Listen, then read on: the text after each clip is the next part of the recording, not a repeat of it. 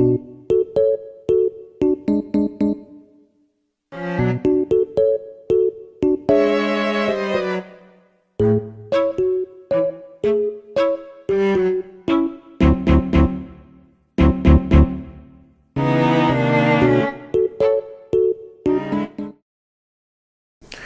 morning, afternoon, or evening. My name is Omar. My interest lies in neuroinflammation pertaining to microglial activity. For a while now, I've used a variety of techniques and materials to activate microglia under the guidance of my previous PI in an in vitro setting. The most variable and difficult part of these experiments boiled down to the potency of our pro-inflammatory stimulus, lipopolysaccharide, or LPS for short. For a few of my trials, my microglial cell cultures would simply die in response to the addition of LPS rather than becoming active as per the plan. They seemed all too happy in their growth medium until LPS was added. Dr. Liane C. Schlichter, my PI of interest, and Dr. Starley Lively published a recent paper that tested microglial responses to LPS as well as another pro-inflammatory stimulus, IFN-gamma plus TNF-alpha, or I plus T for short. There are many motives behind this paper. Firstly, LPS is commonly used when modeling neuroinflammation. Testing its viability and its effects gives future studies greater precision and understanding. It also changes the way we should interpret data from previous studies modeled through LPS. Dr. Schlichter also tested the conditions of I plus T, inflammatory cytokines, as these are present during sterile CNS damage, not LPS, which makes sense given that LPS is found in the membrane of gram-negative bacteria, which are non-native to the CNS. The second motive behind the paper was to study the effectiveness of resolving cytokines interleukin-4 and interleukin-10. With less studies available for IL-4 and IL-10, this paper tested its viability for use in rat models that are in vitro. The reason for this specificity is due to the lack of required supporting literature and depth that could be achieved when testing in vivo. One thing that stood out to me heavily in this paper is how thoroughly it was made, especially when they assessed interactions and the benefits/downfalls of using each specific pro-inflammatory stimulus and resolving cytokines. On the table shown, transcript expression of genes related to microglial functions are shown under different inflammatory conditions. Each of the genes in coordination to their function are shown with green indicating ROS, red indicating phagocytosis, orange indicating calcium signaling, and lastly blue for cell adhesion and morphology. The focus being on those that result in the production of reactive oxygen species, or ROS, calcium signaling, or aid in migratory functions through the extracellular matrix. At least one of each category was found to be significantly altered in mRNA production by the presence of LPS, or I plus T. Reactive oxygen species are a form of defense, as these are unstable molecules that damage proteins and can cause cell death. Proteins that can engage in ROS production in rat microgliae are high in concentration even when untreated, which shows the readiness of their immune function. Calcium signaling, on the other hand, wasn't highly poised in these rats. They are involved in phagocytosis, chemotactic migration, and cytokine secretion, all occurrences for active microglial states. Noting that chemotaxis is the migration of cells towards attractants and away from repellent chemicals, important for immune coordination during activity. Even further depth went into testing LPS and I plus T's effects on channel expression, with both increasing calcium-related molecules and potassium channels along with their regulators. As you can see in the displayed data, there are more genes in this group expressed by LPS as compared to I plus T. One small detail to be noticed is that I plus T reduces the expression of potassium channel 2, or Kv1.2. Tying this back to one of the main motives of the paper, this analysis of LPS and I plus T can allow for more specific research using LPS and I plus T as models for neuroinflammation. Now that we know about some of the relevant physiological functions, we can choose which inflammatory model we want to use and can interpret what is relevant to our data. Let's say when testing a new pharmacological product, you would want to know the possible side effects.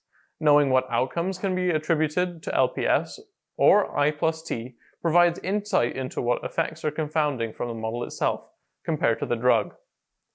For the second part of the paper, IL-4 and IL-10 were tested for their effects after the addition of LPS or I plus T, So as a recap, this is the pairing of cytokine resolvers IL-4 and IL-10 with the inflammatory stimuli that were analyzed in part 1 of the paper.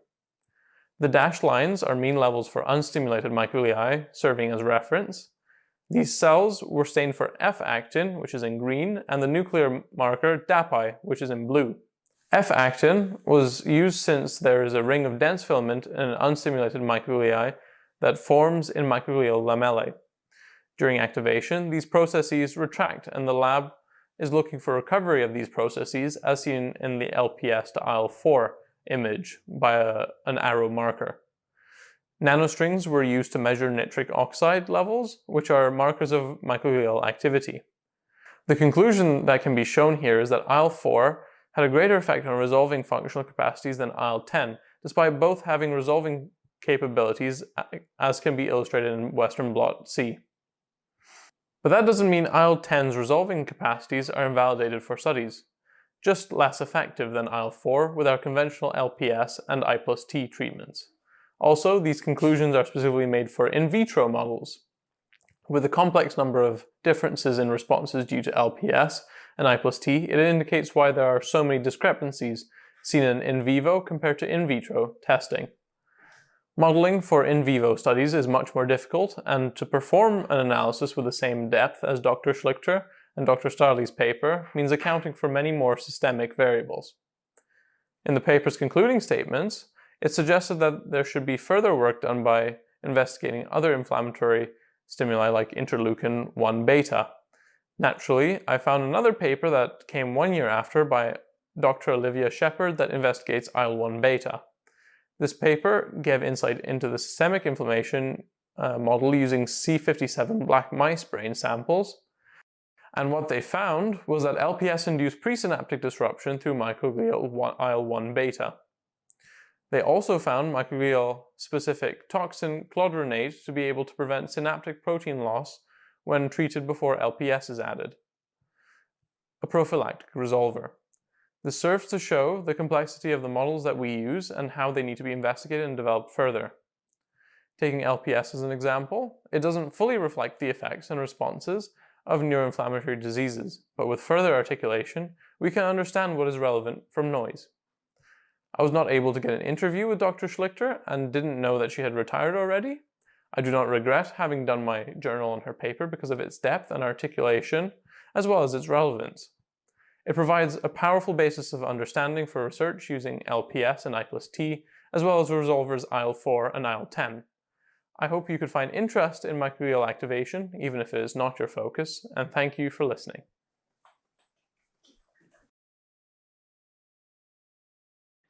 Today, I will be presenting the paper Deficits in Limb Praxis in Patients with Obsessive Compulsive Disorder.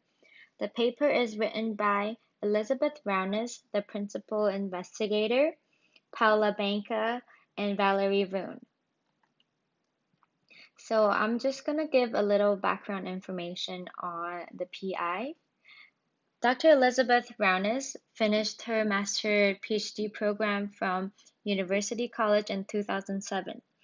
After her medical training, she went and became the clinical lecturer in neurology at Oxford from 2011 to 2017. Her fields of studies are systems neuroscience, cognitive motor control, and neuroplasticity. She is interested in deficits in the cognitive control of action and related neurological conditions, because during her PhD time, she studied motor recovery using repetitive transcranial magnetic stimulation and functional neuroimaging. In 2013, she won an award, the Helen Lawson Grant, for studying the mechanisms underlying limb apraxia and stroke. She is currently developing new model to study limb apraxia using neuroimaging techniques and kinematic and video processing analyses at Nuffield Department of Clinical Neuroscience in John Radcliffe Hospital in Oxford. So here are some of her publications. The one circled will be the paper we're talking today. As you can see, a lot of her studies are about praxis deficits.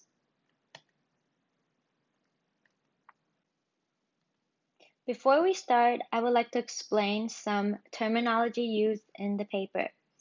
Limb apraxia is disordered motor planning in the absence of impaired muscle control that affects voluntary positioning and sequencing of muscle movement of the limbs.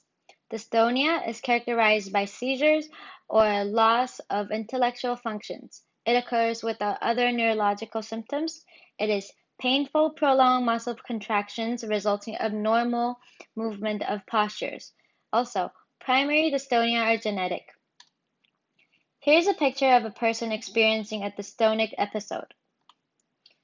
Cervical dystonia is when neck muscle contract involuntarily, causing head to turn from side to side.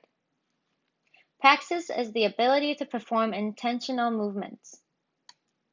Here's some background information. Deficits in praxis are often found in patients with dystonia. And OCD patients often have disorders in higher order motor function, like dystonia, but the mechanisms are still unknown. So in this study, Dr. Raunis and her colleague designed an experiment to see if OCD patients also have deficits in praxis. Obsessive-compulsive disorder is characterized by obsessions or compulsions reflecting frontostriatal dysfunction. A previous study found the presence of limb apraxia in some patients with primary dystonia. Dystonia may be related to lacking in inhibitory control, and the obsessive behaviors in OCD could also relate to deficits in inhibitory control. In this study, Dr. Raunis and colleagues compared the frequency of limb apraxia between OCD patients and healthy participants using meaningless gesture imitation task. In the experiments, there are two groups, one OCD group and one healthy groups. Within the OCD group, there are 24 people ranging from the age of 23 to 67, and a similar counterpart in the healthy group. As you can see, the two groups have similar mean age and similar male-female ratio. So the 24 OCD patients were screened by psychiatrists to confirm the diagnosis and to exclude comorbid psychiatric disorder to make sure that the OCD participants do not have another coexisting psychological disorder. The OCD severity were assessed with Yale-Brown Obsessive-Compulsive Scale. Also, 15 out of 24 OCD patients were taking selective serotonin reuptake inhibitor medication, and 4 were also taking antipsychotic. So within the 22 healthy volunteers, there had to be no previous history of psychiatric illness, and they should not be taking any medication. They were recruited to match the gender, age, and verbal IQ with the OCD group. They were also tested to make sure they are mentally healthy. They all took Beck Depression Inventory, the Spielberger State Anxiety Inventory, and the Spielberger Trait Anxiety Inventory. So in the experiments, they were asked to conduct meaningless gesture imitation task. This task consists of 4 hand gestures and 6 finger gestures. The participants were shown the gesture once and asked to imitate it.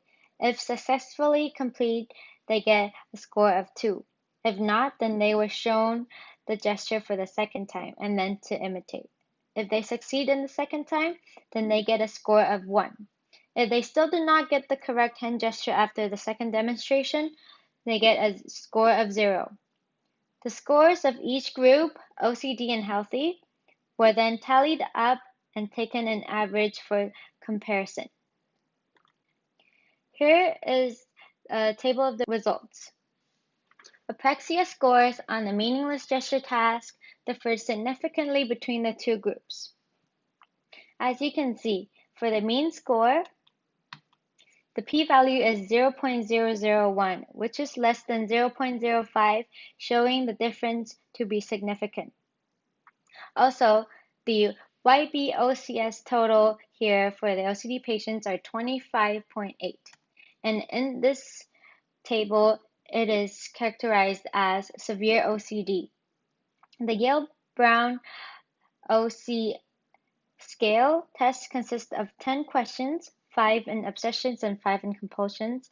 The test taker were then to rate the question from 0 to 4. The total score is the YBOCS score. If you were to look at the data separately, you can also see that the p-value for each hand and finger gestures were also less than 0.05, showing significance. Also, we could also see that here the difference is greater for finger gestures because they would require more fine motor control. Here's a summary of the discussion. The meaningless gesture imitation task was designed to detect limb apraxia. In fact, in some studies, it is proven to be the most sensitive method. The OCD patients demonstrated to have reduced performance in the task, but that does not necessarily mean that the OCD patients have developed limb apraxia. Two potential mechanisms were proposed for apraxia in OCD. Number one, impairments in action recognitions, like abnormalities in human motion detection. And number two, abnormalities in motor response inhibition. This study was designed to show that the OCD patients may have higher order motor deficits and it may be related to praxis deficits. Here are my questions for the PI.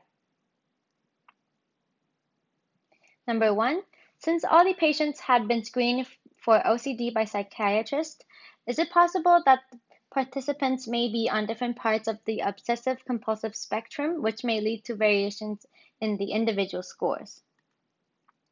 Looking back at the mean YBOCS score, the number fell in the category for severe OCD. However, the mean does not give clue of how diverse each individual scores are. If the group had very diverse scores, should that not be taken into account for data analyses? Number two, in future studies, if circumstances permit, do you think that recording participants' brain activity would give more insight to this topic? I know that you're currently developing limb apraxia using neuroimaging techniques. Would you consider going back to this study using a different approach other than observations?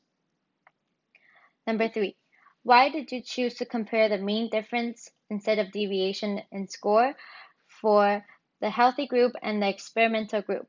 Do you think that maybe age could also be a confounding factor for the scoring? Here are my thoughts on the paper. Once more studies are done on the subject, for example, finding out which protein mutation caused the deficit in praxis, medications could be developed to help with the apraxia in OCD patients. Maybe to develop a synthetic version of correct protein to compete with the mutated ones. This could lead to pharmaceutical applications, but may take a very, very long time. Also, I think that the same approach could also be used to see if a less studied disorder could be related to better studied conditions to gain some more insight and to inspire more research ideas. I mean, this is what science is really about. Inspiring fellow or future scientists to conduct more research, to build on, or even correct the old ones. The end. Hi, I'm Tuana Kent, and today I'm going to be doing my journal club presentation on the article Long-Term Effects of Institutional Rearing, Foster Care and Brain Activity on Memory and Executive Functioning. Executive functioning is a term for a group of skills including working memory, cognitive flexibility, response inhibition, and attentional control. These cognitive and self-regulatory abilities predict key outcomes in childhood and in adulthood, such as academics, mental health, income, and other psychosocial well-being. Early adversity, such as psychosocial neglect, is experienced by the majority of children who were raised in institutions with inadequate social and cognitive stimulation. This is associated with poorer memory and executive functioning in children when they are compared with non-institutionalized children. examining the problems on children's neurocognitive development associated with psychosocial neglect and possible ways to reduce the impact of these problems are important for the millions of children who live in institutions around the world. BUCHAREST Early Intervention Project is a randomized controlled trial of foster care as an alternative to institutional care. Children reared in Romanian institutions were randomly assigned to two groups, which are Care as Usual group and Foster Care group. Care as Usual group are the children who stay in the institution, and Foster Care group are the children who are removed and placed into high-quality foster homes. The development of these children has been tracked longitudinally and compared with a matched sample of never institutionalized children. The results show that post-institutionalized children demonstrated deficits in several domains of memory and executive functioning. To date, there is not enough evidence that shows foster care placement helps the difficulties associated with psychosocial deprivation. Current study examines the data from the BEIP, and two evidence motivated the study.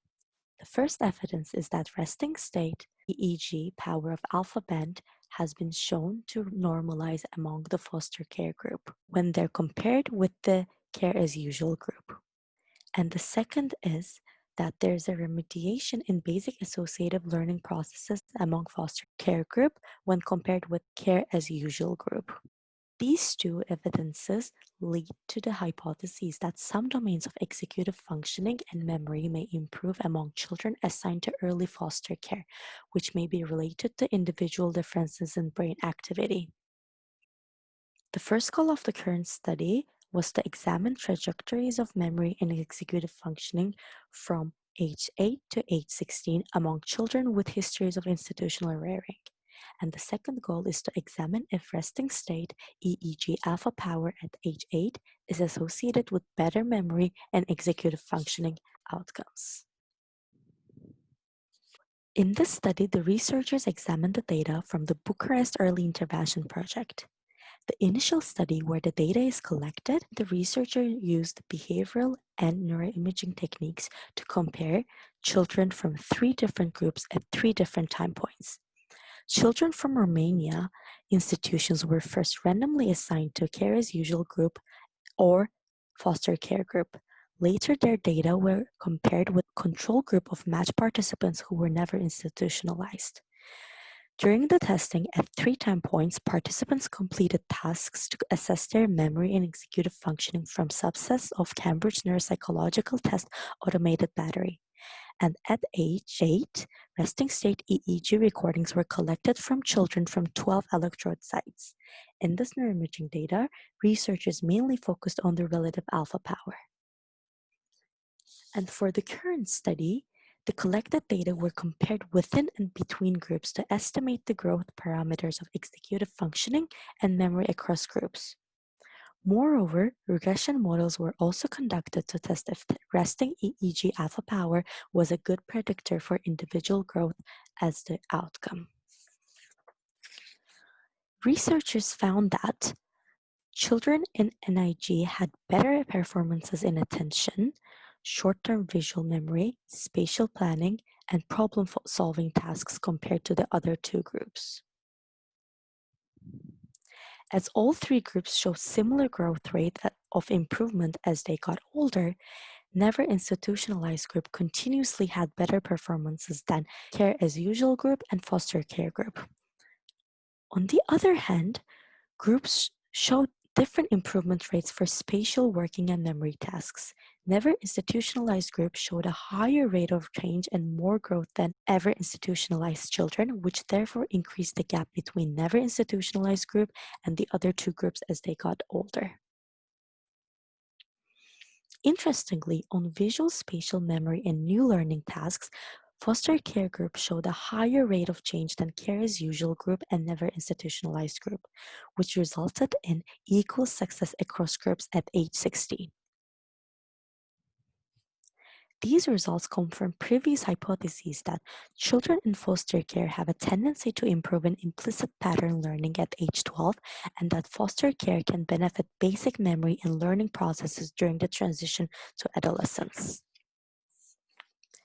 As a summary, with different initial levels of memory and executive functioning at age 8, children in all three groups showed maturational growth improvement in these domains from age 8 to 16.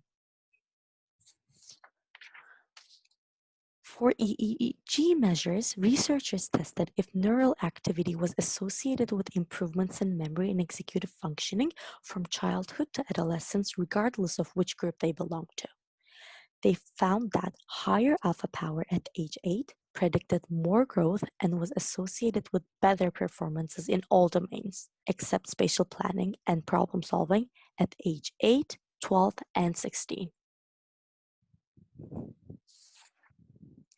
As a conclusion, this study examined the long-term consequences of institutional rearing on memory and executive functioning in childhood and adolescence and showed that institutional rearing is associated with significant and persistent disparities in certain domains of executive functioning and memory, which confirms previous studies. They also found that children assigned to foster care may catch up to the abilities of never institutionalized group children by age 16, in the visual spatial memory and new learning domain. Finally, they concluded that brain activity in the middle childhood predicts both concurrent and later performance on memory and executive functioning tasks, which these can provide a possible neural mechanism supporting cognitive development. For a final conclusion, this study showed that early caregiving environment is crucial and has persistent effects on children's development of memory, executive functioning, and self-regulatory abilities. Studying the specific effects of the early caregiving environment that support memory and executive functioning will provide essential targets for prevention and intervention initiatives, which can be very beneficial for children with histories of institutional rearing. For future directions, the first example would be to increase the sample size. The current study had 161 children. Previous studies show that there are stable benefits of foster care from middle to late childhood. However, in this study, the only intervention effect demonstrated was that foster care groups showed more rapid improvements in visual spatial memory and new learning than care as usual group from age 8 to 16, as it's been seen in this side of the graph. Moreover, differences in EEG alpha power between children do not explain the catch-up effect that foster care group children had compared to the care as usual group children. And all of these might be because of the limited power to detect due to the small sample size. Therefore, increasing the sample size should be the next step when it is possible. Another future direction for this study can be about testing the cortical white matter volume. Cortical white matter volume has been found as the link between institutionalization and EEG alpha power. It's been found that institutional rearing leads to delays in white matter development, which leads to the cognitive functioning. In this study, foster care groups showed that improved integrity of tracts in medial temporal lobes. For visual spatial memory and new learning domain, where foster care group most improved requires medial temporal lobe function, and remediation of certain fiber tracts may explain the catch-up effect that foster care group children had in this domain. Therefore, there should be a study to test this hypothesis. Another study after this study that can be done is to add a more comprehensive measure of executive functioning. Testing more than just CANTAB to examine other dimensions of executive functioning can lead to getting more detailed results and also learning about the emotional aspect of executive functioning besides the cognitive aspect. Thank you very much for listening. This presentation will be about age-related Parkinsonian signs and microdeletion 22q11.2. Firstly, I'd like to start with a background. To give an overview of the topic, we will look at two terms. Parkinson's disease, or PD, is a neurodegenerative disease with symptoms such as muscle rigidity, tremors, and changes in speech and gait. 22q11.2 gene deletion syndrome is what we will mainly be looking at today. It is caused when a part of chromosome 22's Q arm is deleted. Cleft palates, heart defects, recurrent infections, hypoparathyroidism, developmental delays, personality disorders, and Parkinsonism are all signs and symptoms of this gene deletion syndrome. Parkinsonism is a condition of movement abnormalities. It includes symptoms such as tetany, slow movement, muscle cramps, tremors, bradykinesia, and others. This study focuses on Parkinsonian symptoms for 22q11.2 deletion syndrome patients because 22q11.2 deletion is a risk factor for early onset PD. And while 22q11.2 deletion syndrome accounts for only about 0.5% of all early onset PD cases, it increases the risk of developing early onset PD 20 to 70 times more compared to the normal population. The authors of this paper state, we examine the presence, severity, and possible factors associated with Parkinsonism in adults with 22q11.2 deletion syndrome and without PD. To study the objective, the authors made a comparison of motor signs between adults with 22q11.2 deletion syndrome and healthy individuals. Factors that were taken into account for comparison included age, cognitive function, psychotic illness, and gender. In order to compare the motor signs, two different methods of measurements were used. Firstly, for the clinical assessment of Parkinsonian motor signs, MDS-UPDRS Part 3 scores were used to measure the level of bradykinesia, rigidity, and rest tremor.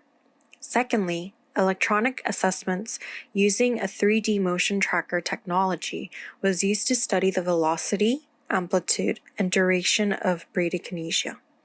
These measurements were taken while carrying on movements like elbow extension, arm pronation, leg agility, and gait.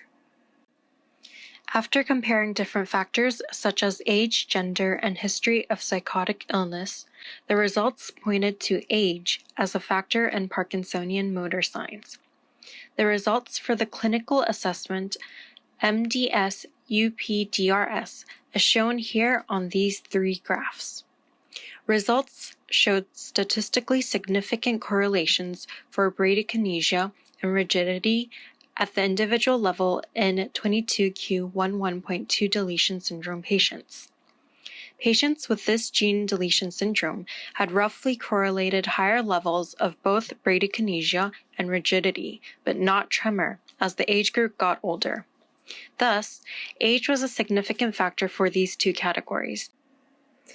The results for the electronic assessment of bradykinesia using 3D motion tracking technology is shown here.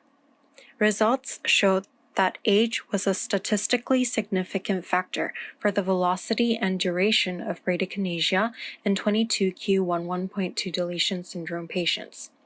Increasing age had a negative effect or showed decrease in velocity and increase in the duration of bradykinesia. Based on these results, the authors made several conclusions. The main conclusion was that Parkinsonian motor signs are age-related. Only age was a significant factor for bradykinesia in young-aged 22q11.2 deletion syndrome patients without Parkinson's disease. One other factor, cognitive function, does contribute to the clinical assessment scores and the velocity of bradykinesia. This is interesting because PD patients often show motor movement symptoms that the cognitive function contributes to. It may imply that similar circuits are shared between cognitive function and idiopathic Parkinson's disease. Another interesting conclusion was that electronic assessments like 3D motion tracker technology can help in the observation of the course of symptoms and catch early Parkinsonian signs that might be difficult to observe because of how subtle they are. Overall, Parkinsonism and 22q11.2 deletion syndrome has a multifactorial etiology. Therefore, the subject still requires more research. More studies are needed on genes that are related to Parkinson's disease. Genes such as DGCR8, which is related to brain microRNA biogenesis, could be studied. DGCR8 is a possible candidate to study because the microRNA post-transcriptionally mediates gene expression in 22q11.2 deletion syndrome, and it could be related to other Parkinson's disease risk gene expression. The study also mentioned relationships between psychotic illnesses and 22q11.2 deletion syndrome. Finding circuits that are related could be helpful in understanding Parkinson's disease and this gene deletion syndrome and its clinical treatments. Research on 22q11.2 deletion syndrome and its connection with Parkinson's disease has been a relatively new field. So more research, like neuroimaging on the course of symptoms, and studies looking into other risk profiles, like psychotic illnesses, need to be done in the future to grasp a better understanding of 22q11.2 deletion syndrome and Parkinson's disease.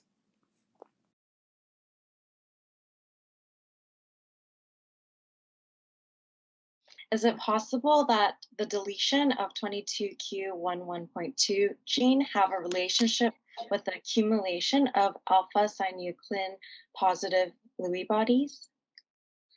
Yes, I think that's a great question. So the piece that goes missing has about 90 genes in that across that whole region. So of course they're there on the intact chromosome 22. They're missing on one. So we have a dosage reduction of about 90 genes. About 45 to 50 of those are protein coding genes. So that's the first thing. That's kind of the first thing to recognize. So we don't have any one single gene within that region that seems to be the main culprit. But what you have when you have a genetic condition, even a rare one, that causes a common disease, you have the ability to have a mouse model or another kind of animal model. There are Drosophila models, there's all sorts of zebrafish, you can create all sorts of models. So, but there are many mouse models of 22q. So in humans, we've been able to look in the brains of people. It was a very important part of our initial finding, was to demonstrate, yes, it is Parkinson's disease, because the brain tissue from wonderful patients we have who donated their brain tissue after they died, so that we could study it, shows from the loss of dopaminergic cells in the substantia nigra, it's absolutely typical. They're obliterated in this and elsewhere, to some extent also elsewhere in the brain. So that's very typical. The Lewy body issue, in the 3 brains that we had available to us with the 22q11.2 deletion, 2 of the 3 had Lewy bodies. The third one did not. So of course, nothing is ever perfect in nature. There's variability of expression even at that level of looking at the actual pathology. So the typical pathology is there, the loss of dopaminergic cells in the substantia nigra. In we think everybody who has the Parkinson's disease and 22q, but Lewy bodies only in 2 out of 3. Okay, but you see that also in other genetic forms of Parkinson's, and it's not an absolute that Lewy bodies would be present. But when our colleagues at here in Toronto and in collaboration with colleagues at Johns Hopkins looked at a mouse model of this deletion, so you have the syntenic region, so the comparable region on chromosome 16 in the mouse. You make a deletion of one of those chromosome 16 parts in the mouse. That's long standing. They were doing it years, decades ago to look at the heart defects. So you look at that, you age the mice, takes a long time. It's a bit expensive, but anyway, you age the little mice and you look at them, and then you look at the brain. So our colleagues did that, and they found the typical elevation of alpha-synuclein in those mouse models. So, we think that's pretty good in terms of this, again, being consistent with this being a really good molecular model for Parkinson's disease in humans.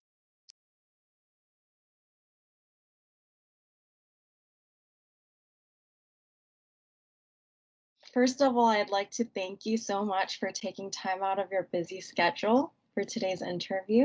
And how are you doing today? I'm just great. And I love my time, whatever time I'm spending with the HMB people, I'm very happy. Thank you. Okay, so are you okay with starting right away? Go ahead. Okay, so I've recently read one of your papers called Age-Related Parkinsonian Signs and Microdeletion, B2Q11.2, and I want to ask you a couple of questions based on this paper. Good. So, firstly, I understand that currently there are symptomatic approaches and disease-modifying approaches to treat Parkinson's disease. Are there any current therapies out there that target DiGeorge's syndrome? And if not, what do you think the future of gene therapy would look like for this deletion syndrome? Okay, so first we'll start with the name. So we changed the name to 22q11.2 deletion syndrome, which is a big mouthful, many years ago, because that's the molecular change that is the cause of the syndrome, of the condition. So it used to be called things like DiGeorge syndrome, velocardiofacial syndrome, conotropical anomaly phase syndrome, depending on where you were in the world. It had multiple different names. It was very confusing for people. So now we understand that this condition is related to a piece missing, between 1.5 and about 3 million base pairs missing on one of the pair of chromosomes 22. So just to start there. So, and it's like 22q11.2, it's like the GPS coordinates along the chromosome 22. So Q is the long arm, 11.2 is the exact position along the long arm that the piece goes missing from. So that's the first thing. So the association with Parkinson's disease was something that was discovered in our lab, by our group. It was a clinical discovery based on our long-term follow-up of these patients with this condition. So, and because people in the UK did the opposite, so we looked for Parkinson's disease in 22q. They looked for 22q11.2 deletions in people with early onset Parkinson's disease. And so we're very confident that this is a new genetic form of Parkinson's disease. So your question, I think, related to the treatment for this specific form of Parkinson's disease. And to my knowledge, it's the same for other genetic forms of Parkinson's disease. The treatments that we have available right now work about as well in people with 22q as they do in other, what they call iatrogenic, or we have no idea what it's caused by, forms of Parkinson's disease in the general population. Okay, I see. And my second question is it possible that the deletion of 22q11.2 gene have a relationship with the accumulation of alpha-synuclein positive Lewy bodies? Yes, I think that's a great question. So the piece that goes missing has about 90 genes in that, across that whole region. So of course they're there on the intact chromosome 22. They're missing on one. So we have a dosage reduction of about 90 genes. About 45 to 50 of those are protein coding genes. So that's the first thing. That's kind of the first thing to recognize. So we don't have any one single gene within that region that seems to be the main culprit. But what you have when you have a genetic condition, even a rare one, that causes a common disease, you have the ability to have a mouse model or another kind of animal model. There are Drosophila models, there's all sorts of zebrafish, you can create all sorts of models. So, but there are many mouse models of 22q.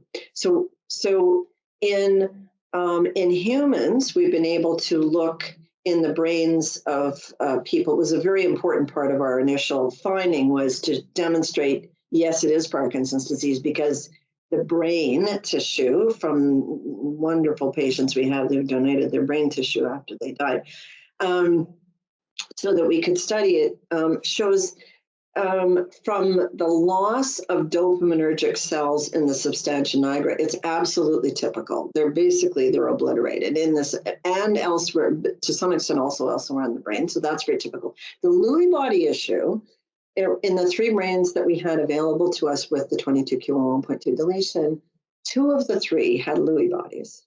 The 3rd one did not. So of course, nothing is ever perfect in nature. There's variability of expression even at that level of looking at the actual pathology. So the typical pathology is there, the loss of dopaminergic cells in the substantia nigra.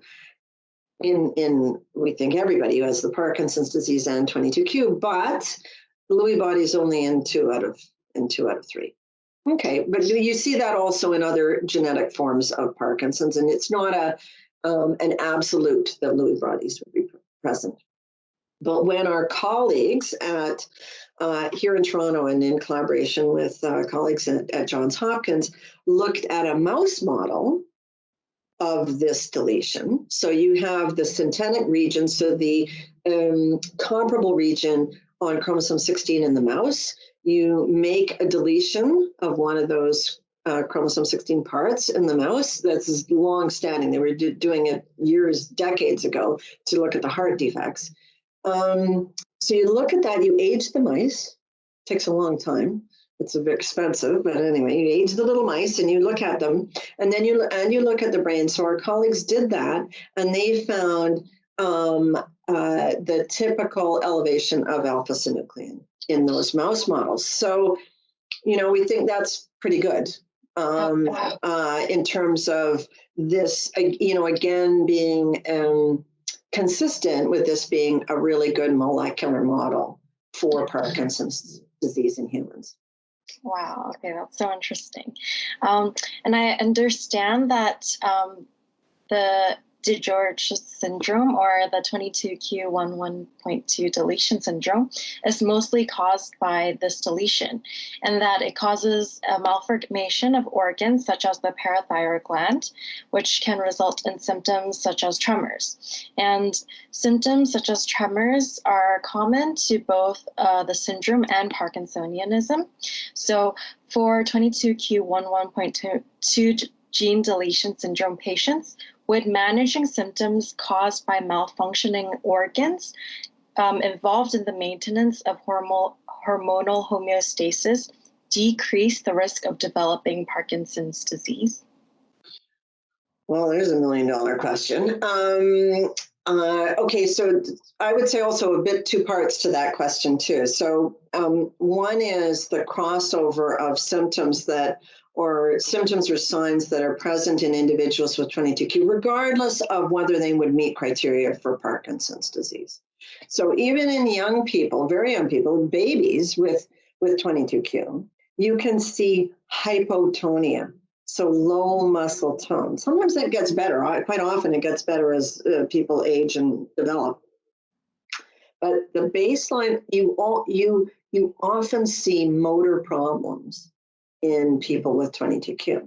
but they don't meet criteria for Parkinson's disease when they're that young or anything like that, right? And it's only a proportion of individuals who will go on to develop the Parkinson's disease. It's just that the risk of developing Parkinson's disease is between 20 and 70 times greater than in the general population. So that's huge, right? So it's huge, but it's not, you have 22q11.2 deletion, you are going to go on and develop Parkinson's disease. Nothing is like that. So not everybody is born with a heart defect with 22q. Not everybody is born even with a palatal defect. They're relatively common, but not in everybody. Some people are only diagnosed because they have the Parkinson's disease.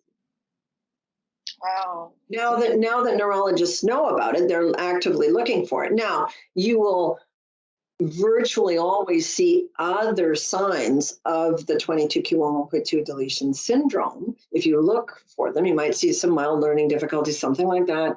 It's a multi-system condition. So if you look, you're going to find the other things. But that's it's not an absolute. And in nature, hardly anything is an absolute.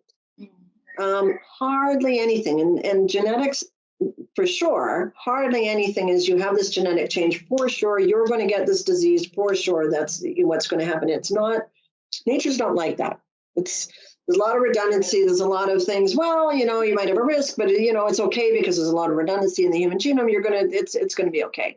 So now the question of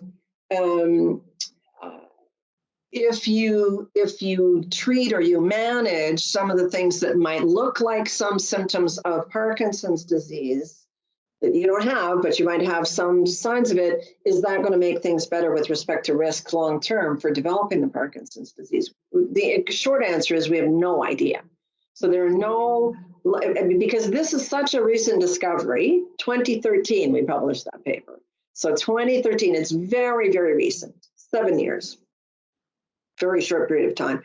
So, and there are, because mortality is affected in 22q, we actually don't have a huge number of people who are older, even though they get the Parkinson's quite young, on average age 40, still there's relatively few in the world patients known who would be in the higher risk age group. So the higher risk age group for Parkinson's disease in the general population is like over age 60. For us, it's over age 40. Okay. So there aren't enough people to have been able to follow to even, to know whether that's the case or not. We don't see, however, an association when we've looked at it between the hypocalcemia, for example, that's associated with the hypoparathyroidism, and Parkinson's disease. The numbers are too few, but there's no really good indication that there is a connection there. From that, we don't think that's what the pathogenesis is. We think the pathogenesis is much more typical, as in the general population. Okay, thank you. And this is one of my last questions. It said that it was mentioned that participants who experienced psychosis were more likely to show stronger signs of bradykinesia. And do you think that the severity of bradykinesia is affected by whether the patient's psychosis was drug-induced or underlying mental health conditions? And do you think that the severity of bradykinesia is affected by the age of onset of the patient's psychosis? Okay, the last question first. I doubt it.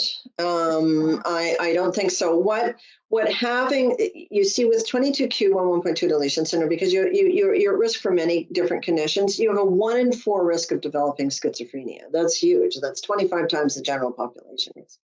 So that means the main treatment for schizophrenia are antipsychotic medications, many of which have Parkinsonian side effects. What that tends to do is when you see Parkinsonism in somebody who's on an antipsychotic medication, most doctors would assume that that's related to the drug, to the medication, to the antipsychotic medication. But in somebody with 22q, It may be both the medication and the underlying tendency to develop the Parkinsonism and or actual Parkinson's disease. So what having schizophrenia does is it delays the diagnosis and effective treatment. That's what we found of Parkinson's disease, which is very unfortunate. So people suffering needlessly with actual Parkinson's disease, because in the general population, there's no association between the Parkinsonian side effects of the antipsychotic and developing Parkinson's disease. You just don't see that in schizophrenia. You just don't, but in 22q, you can see that because you are at risk for both neuropsychiatric conditions. Wow, okay. So that's what people need to be really paying attention to. And again, we need more longitudinal studies to see if, are there some medications for the schizophrenia that might be better or worse for the eventual tendency for developing the Parkinson's disease. But everything in medicine and in nature, it's a balance. It's good for this thing, it's not so good for that thing. You improve this, you make this thing worse. So we're always trying to balance. And that's what nature's trying to do all the time. And that's certainly what we're doing all the time in clinical medicine as well. Okay, so I just want to ask you one more personal question. Mm-hmm. What do you hope to achieve, or what's your ultimate goal with your research? Wow, that's a big question. We do all sorts of research. We study 22q11.2 deletion syndrome. We're world leaders in that area for studying adults with this condition that affects about 1 in 2,000 babies. We're on the other end, so we're looking longitudinally. Certainly part of my mission is to help as best we can those patients and those families who have this very serious multi-system condition. But we also are very interested in getting to the root cause of important human diseases like schizophrenia. That's been my entire career, has been devoted to that, and also to understanding congenital heart defects. So it's all of that, and making any sort of incremental improvement in our knowledge and understanding of those conditions, their mechanisms, and our understanding of that, and to make things better for the patients who suffer with these major conditions. That's what I would hope to be able to do. Wow, thank you. It was such an honor to have this talk with you, and I think I've learned so much through this talk. And I'll be continuing to read your papers. They're really exciting, and it's very interesting to read them. And so I just want to thank you again for being so generous with your time. I know you have a very busy schedule, so thank you so much, and I hope you'll have a great rest of the day. Thank you very much, and it's my honor to be able to help you out with this wonderful course that you have with Bill. It's great. Okay, now. Hello, this is Kyungmin Kim presenting you the paper written by Dean Horndash, Giannopoulos, and McCabe, published in Psychological Medicine as part of the journal club for HMB 420. The title of the journal is Enhanced Neural Response to Anticipation, Effort, and Consummation of Reward and Aversion during bupropion treatment. Allow me to take you through some of the background materials first. The loss of interest or pleasure is one of the major diagnostic criteria for major depression, but as SSRIs, the first-line treatment don't really work well for the emotional blunting. As a matter of fact, the authors of this paper had previously shown that citalopram, a very commonly prescribed SSRI, actually reduces the resting state functional connectivity in the areas related to processing rewards and emotions. Also, having these symptoms predicts the worst remission rate overall.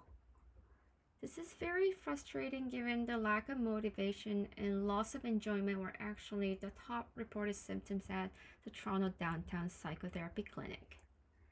And to note, in this paper, the authors are focusing not just on the reduced pleasure, but also blunting of emotion towards the negative stimulus.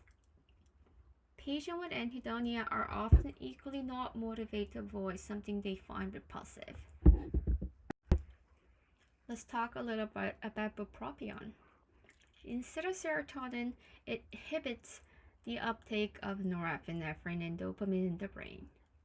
It's shown to be clinically effective for depression, smoking cessation, obesity treatment, and even for the adult ADHD cases.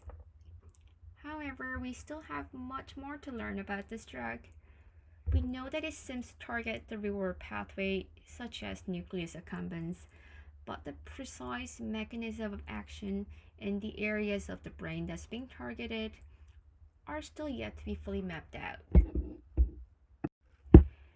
As you're well aware of, perceiving a desirable stimulus and working towards attaining it takes multiple steps, and disruption to any of the phases below negatively affects the whole pathway. The authors hypothesized that bupropion, unlike the SSRIs, increases the neural responses during all three phases of processing a reward or aversion. It was hypothesized that striatum's activity will be increased in all three phases because it is such a critical area for the reward pathway.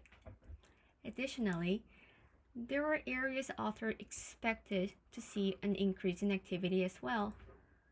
During the anticipation phase, anterior cingulate cortex for its decision-making role. During the effort phase, the prefrontal cortex based on the recent literatures. Lastly, the medial orbifrontal cortex be elevated during the consummation phase because it processes hedonic pleasure. The experiment was set as double-blinded within subjects and crossing over. Here is the timeline for the experiment. 17 healthy subjects were randomly assigned to either the bupropion or placebo group for 7 days. Let's say a subject was first in the bupropion group. After 2 weeks of washout period, the very same subject now switches over to placebo. And the functional MRI scans were taken before and after each period to see the changes in the neural activity following the trials, which we'll be discussing in the next slide. So how were these healthy subjects tested? First, a stimulus was present on the screen. It was either an image of a chocolate drink or a moldy one. And the image was forecasting what the subject would be receiving through the tube installed into his or her mouth. Either the fine Belgian chocolate drink or the bitter juice that's made out of beets. To either acquire the chocolate drink or avoid the disgusting beet smoothies, the subject had to repeatedly slam on the button in front of them as fast as possible to move the bar on the screen to a desired position. And there were two difficulties involved. The easy level only needed 24 presses, whereas the harder one required whooping 45 presses. Then based on whether they succeeded or not, the corresponding drink would be delivered into the mouth. So here's the result. As the author expected, the healthy subjects didn't really report any changes in mood or perceived changes in their own behaviors. But the functional MRI scan told otherwise. In all three phases, the neural activities got a boost when the subjects were taking bupropion. And this was true for both reward and aversion scenarios. For the most part, the areas the author hypothesized to be activated were right on point. Some notable additional findings were activities in the caudate, where processing of store association happens, were elevated while anticipating. The ventral medial prefrontal cortex was also quite active for the both scenarios, meaning the subjects got a boosting on the decision-making power.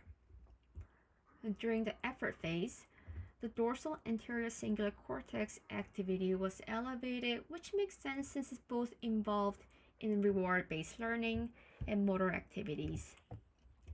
Finally, during the consummatory phase, the medial or prefrontal cortex activities were higher when the subject were taking bupropion. And of course, when dealing with a negative stimulus, the amygdala was involved. So the takeaway is that when taking bupropion, the ability to remember the past memories about the reward or punishment and making decisions on the spot improved overall. The motor functions to carry out the effort also improved. And the feeling of hedonic pleasure and disgust was also potentiated by the drug. So overall, areas pertaining to the reward pathway increased in activity as well. While there were a few areas that showed some minor differences in activity between the easy and the hard version of the task, overall, the authors noted that it was neither highly significant nor did the subject feel less inspired to put in more effort for the harder task. To conclude, the authors confirmed that bupropion indeed increases the neural responses during all three phases of reward or aversion processing in various parts of the brain. And those involve not just the reward pathway and feeling of hedonic pleasure, but also the parts for remembering the past preferences, making decisions, motor activities, and forming new associations.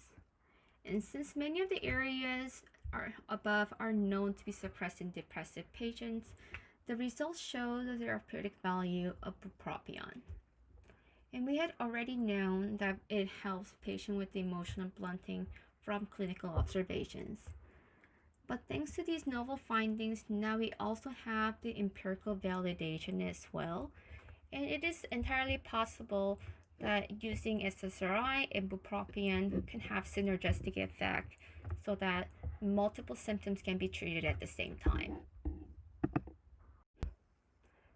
Overall, it was an elegantly and concisely written paper, and I feel honored to have reviewed it. If I may comment, there were two aspects that puzzled me a little bit. First was that there were no results on how the subjects actually did on the test. Did they succeed more often in getting the chocolate or avoiding the veggie smoothies when they're taking bupropion? If not, was the test of pressing buttons many times not challenging enough to measure changes in their behavior? And some of the hypotheses stated, especially what the authors said or expected, was not really explained thoroughly. It is possible that those are common senses amongst the professionals in the field.